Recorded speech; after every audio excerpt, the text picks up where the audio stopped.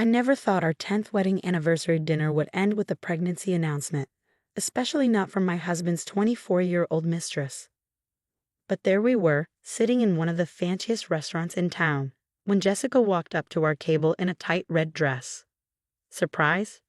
she said cheerfully, pulling out a chair without asking. "I hope you don't mind me joining your special night, but I have amazing news. My name is Olivia. I'm 38 years old, and for the past year, I've watched my marriage with Marcus fall apart. He worked late, got secretive with his phone, and suddenly became obsessed with going to the gym. I knew about Jessica, his young assistant, long before he started making it obvious. But I stayed quiet for my own reasons. You see, Marcus had a secret, one that even Jessica didn't know about. And tonight, she was about to get a shock. "Jessica, what are you doing here?" Marcus asked, looking nervous. The expensive bottle of wine we were sharing suddenly didn't seem strong enough for this situation. "I'm pregnant," Jessica announced, placing a hand on her stomach. "We're having a baby, Marcus. Isn't that wonderful?" I took a slow sip of my wine, enjoying the moment. Marcus looked pale, his eyes darting toward me as if he was begging for something: understanding, forgiveness, or maybe just a way out. "Congratulations," I said calmly, reaching for my purse. I pulled out a plain white envelope. "Since we're sharing news, I have something too." "Olivia," Marcus warned, but I ignored him. "Go ahead," I said, sliding the envelope across the table. "You both should read this. Consider it my anniversary gift." Jessica grabbed it eagerly and tore it open. But as she read, her smile faded. I don't understand," she mumbled, looking between Marcus and the papers. Marcus took them from her hands, and I watched as his face turned ghostly white. The papers were medical records, proof that he had a vasectomy 5 years ago. "You see," I said, pouring another glass of wine, "that's what makes your pregnancy announcement so interesting, Jessica. Either it's a miracle or you have something to tell Marcus about your other relationships." Silence filled the table. Jessica's lips moved, but no words came out. Marcus stared at the papers, as if hoping it would somehow change. But Jessica's eyes filled with tears. "This has to be a mistake. Marcus, tell her it's a mistake." Marcus couldn't even look at her. He knew it wasn't a mistake. The vasectomy had been his choice. We had agreed that 2 kids were enough. He never told Jessica because I guess he liked pretending he could still have a future with her. "How long have you known?" Marcus finally whispered. I smiled, remembering the day 6 months ago when I found out about their affair. Instead of confronting him, I hired a private investigator. Turns out, Jessica wasn't just seeing Marcus, she was also involved with her personal trainer. "Long enough," I said, standing up and gathering my things. "Long enough to know Jessica has been spending a lot of time with Brad from the gym. Those private sessions must have been quite the workout." Jessica's face turned bright red. "You had me followed." "Of course not, dear, but next time you post your gym selfies on Instagram, you might want to check the reflections in the mirrors behind you." I placed a few $100 bills on the table, enough to cover the meal and a generous tip for the staff. "Happy anniversary, Marcus," I said, pushing back my chair. "Jessica, I'd say congratulations again, but I think you should call Brad instead. He'll probably be more excited about the baby than my husband." As I walked away, I heard Jessica start crying and Marcus push back his chair, probably to follow me. But I didn't look back. This was only the beginning. I had more surprises planned, and I was going to make sure our marriage ended on my terms. The morning after the restaurant showdown, I woke up in the guest bedroom to 17 missed calls from Marcus and a flurry of text messages from Jessica, ranging from threats to tearful apologies. I ignored them all and made myself a cup of coffee, settling into the window seat that overlooked our backyard. Marcus hadn't come home last night. I imagined he and Jessica had quite the conversation about her extracurricular activities with Brad. The thought made me smile into my coffee cup. A car door slammed outside, and I watched Marcus trudge up our driveway, still wearing his wrinkled suit from last night. He looked terrible. Exactly how a man who just discovered his mistress was cheating on him should look. "Olivia," he called out as soon as he entered. "We need to talk." I took another sip of coffee. "In the sunroom," I replied calmly. He burst in, his tie askew and his eyes bloodshot. "How long have you known about Jessica? About everything?" "Sit down, Marcus," I said, gesturing to the chair across from me. You look terrible. He collapsed into the chair, running his hands through his disheveled hair. Jessica admitted everything.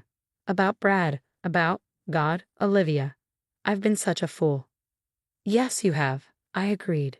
But Jessica isn't the only one with secrets, is she?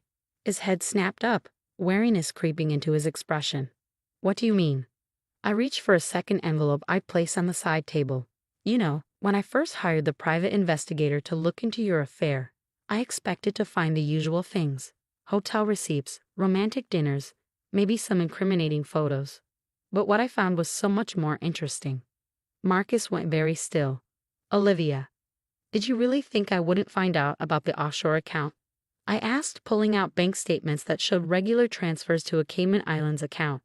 Or about the real estate purchases in Jessica's name? His face went ashy. I can explain. Oh, I'm sure you can. Just like you can explain why you've been systematically transferring company funds through shell corporations. I laid out more papers, watching his expression crumble. The forensic accountant I hired was very thorough. You had no right, he began, but I cut him off. I had every right. The moment you started using our joint assets to fund your midlife crisis with Jessica, you gave me that right. He slumped in his chair, the fight draining out of him. What do you want? Divorce papers are being delivered to your office this afternoon. My lawyer has already drafted a settlement agreement that I think you'll find very generous, considering the alternative. Alternative? He asked, though his tone suggested he already knew. The alternative is I take everything I've discovered to the board of directors. I'm sure they'd be very interested in learning how their CFO has been manipulating company funds. Not to mention the IRS, they tend to frown on undeclared offshore accounts. Marcus's face had taken on a greenish tinge. You wouldn't. Try me. I stood up, gathering the papers. You have until Friday to sign the settlement agreement. It gives you enough to start over, which is more than you deserve. In return, I get the house, my fair share of our legitimate assets, and your silence. And if I refuse? I smiled, the same calm smile I'd worn at the restaurant. Then envelope number 3 goes to the board of directors, and envelope number 4 goes to the IRS. Your choice. He stared at me for a long moment, and I saw the exact instant he realized he'd lost. Not just Jessica, not just his dignity, but everything he tried to hide. When did you get so ruthless? He asked quietly. I learned from the best, I replied. Now I suggest you go shower and change. You have a lot to think about before those divorce papers arrive. As he trudged upstairs, I pulled out my phone and sent a quick text to Jessica. By the way, Brad says congratulations. He's always wanted to be a father. Within seconds, my phone exploded with messages from her. But I simply turned it off. Let her and Marcus deal with their own mess. I had a future to plan. Looking around the sunroom at the life Marcus and I had built together, I felt a surprising sense of peace. The anger and betrayal were still there, but they'd been transformed into something else. Determination, maybe, or liberation. The sound of the shower running upstairs reminded me that this was just the middle of the story. Marcus would either sign the papers and disappear quietly from my life, or he'd try to fight back and lose everything. Either way, I was prepared. I picked up my coffee cup and walked out to the garden, enjoying the morning sunshine. Our teenagers were away at summer camp, blissfully unaware of the drama unfolding at home. By the time they returned, everything would be settled, one way or another. My phone buzzed with a text from my lawyer. Divorce papers ready for delivery. Are you sure about the terms? Absolutely, I replied. He'll sign. After all, I still had several more envelopes of evidence safely stored away. Marcus might have thought he was clever with his secrets and lies, but he'd forgotten one important thing. Hell hath no fury like a woman with a good lawyer and an excellent private investigator. Friday arrived with a sense of finality. I sat in my lawyer's office, watching the minutes tick by on an antique clock that probably cost more than most cars. Marcus had until 5 p.m. to sign the divorce settlement. It was currently 4:45. He'll show up, Diana, my lawyer, said confidently while reviewing some paperwork. Men like Marcus always do when they realize they're cornered. She was right. At 4:52, Marcus walked in, looking nothing like the powerful CFO he portrayed at work. His shoulders were slumped, his designer suit wrinkled, and the dark circles under his eyes suggested he hadn't slept much since our confrontation. "The papers?" he asked quietly, not quite meeting my eyes. Diana slid the document across her gleaming desk. I watched as Marcus read through each page, his signature appearing at every marked spot like a surrender flag. No arguments, no last-minute negotiations, just the scratch of his pen against paper. "Is it done?" he asked when he finished. "Almost," I said, pulling out one final envelope. "This is a copy of everything I have. The offshore accounts, the company fraud, the real estate dealings. Consider it insurance. As long as you honor our agreement, it stays sealed." He nodded, understanding the implicit threat. "And Jessica?" "From what I hear, she and Brad had quite the emotional reunion at Fitness First yesterday. Apparently, he's thrilled about becoming a father." I couldn't help but smile. "Though you might want to invest in some waterproof mascara." Marcus winced. "I deserve that." "Yes, you did." I stood up, gathering my things. "Goodbye, Marcus. I suggest you start looking for a new job before the board starts asking questions about those financial discrepancies." As I walked out of the law office, I felt lighter than I had in years. The setting sun painted the city skyline in shades of gold and pink, a perfect backdrop for new beginnings. My phone buzzed with a text from our daughter Emma. "How was your anniversary dinner? Did Dad like the gift you planned?" I smiled, thinking of how to respond. Our kids would learn about the divorce soon enough.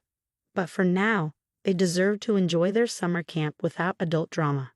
It was quite memorable. I texted back, "We'll talk when you get home." Later that evening, I sat on my back porch with a glass of wine, watching the stars emerge. The private investigator's final bill had arrived. Money well spent for the freedom it bought me. Jessica had finally stopped texting, probably too busy dealing with her own complicated love life to harass me anymore. My phone rang. It was Diana. "Marcus just called," she said. "He's accepting a position with a firm in Seattle. Says he'll be gone by the end of the month." "Good," I replied. "The farther the better." "You know," Diana said, her tone thoughtful, "in all my years practicing family law, I've never seen someone handle a cheating spouse quite so efficiently. Most people let emotions take over." I thought about the months of careful planning, of building my case piece by piece, while Marcus thought he was being so clever with his deceptions. "The best revenge isn't about getting even," I told her. "It's about getting free." After hanging up, I went inside and opened the safe in my home office. Inside was one last envelope, the one I'd never needed to use. It contained the most damaging evidence of all, the kind that could have sent Marcus to prison. But I'd chosen a different path, one that let me walk away with my dignity and enough security to start fresh.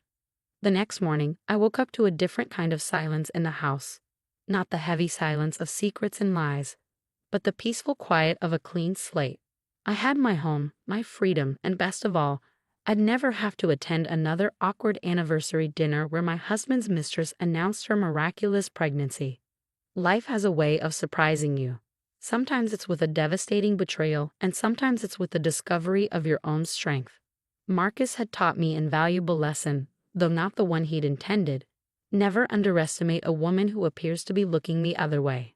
As for that infamous anniversary dinner, it became something of a legend among my friends. The night a cheating husband and his pregnant mistress learned that karma sometimes arrives in a crisp white envelope, served with a side of perfect timing.